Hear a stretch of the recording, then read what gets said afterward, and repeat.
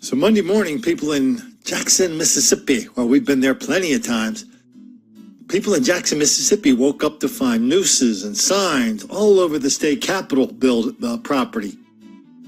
This was the day before the big Senate election in Mississippi, right? Where for the last couple of months, they've been trying to convince the world that this white woman running for the Senate in Mississippi is a big red racist. And we know that because she's white.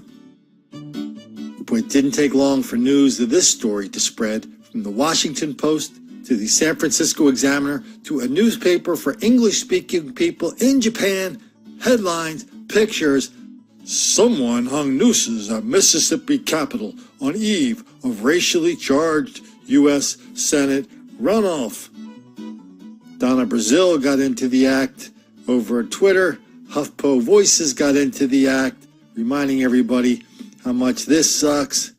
And everybody was pretty much doing their full-on virtue display, full-on accusing the white racists of Mississippi, and they're everywhere, coming out of everywhere to post these signs in order to presumably remind all the other white racists that they have to vote for that white chick running for Senate. Yeah, that's how it works, right? So anyway, this story was going crazy and people were trying to make a lot out of it. But finally, after the signs were up for like 12 hours or so, somebody looked around and said, oh yeah, I think I know who did it. It was a bunch of Democrats who did it. They left all these signs out there saying why they did it, who they were, why they did it.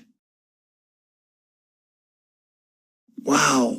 Everybody took this thing so fast. They wanted it to be true so badly. Let's take a look at this news report, get some examples of that. A disturbing discovery this morning at the Mississippi State Capitol. The Associated Press is now reporting that a total of 7 nooses were found hanging from trees along with hate signs. One specifically referring to Senator Cindy Hyde-Smith's apology for her controversial hanging comment. 3 on your side, Reggie Marion has reaction. Hate, disorder, and misunderstanding. That's how John Brown Jr. describes the culture that we live in today.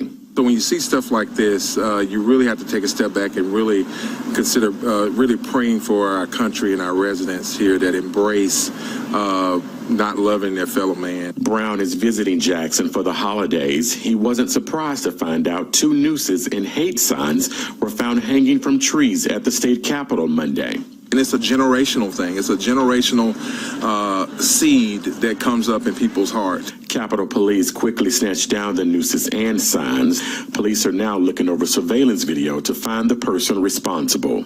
It's unfortunate that there is still some of that mindset that's going on in 2018 here in our state. Hopefully the Capitol Police will be able to put this together and find out more about what's going on. Just because someone has another view than yours, you do not cut them off and have hate speech or think that God is Republican or Democrat. In Jackson, Reggie Marion, 3 on your side. Governor Phil Bryant released a statement about the nooses saying, quote, the perpetrators of this act will be identified and prosecuted to the fullest extent of the law. I have contacted the Department of Public Safety and the Federal Bureau of Investigation for assistance. So the Daily Wire came out with a story telling people origin of the nooses, the origin of the sign, saying it was not a bunch of white racists, it was a bunch of Democrats. Please, sir, I want some more. The other media have not followed up on this story yet. They're probably too busy out there turning over rocks, looking for 30-year-old pieces of graffiti that they can blame on Rick Perry or blame on anybody as long as it's not making the black kids angry.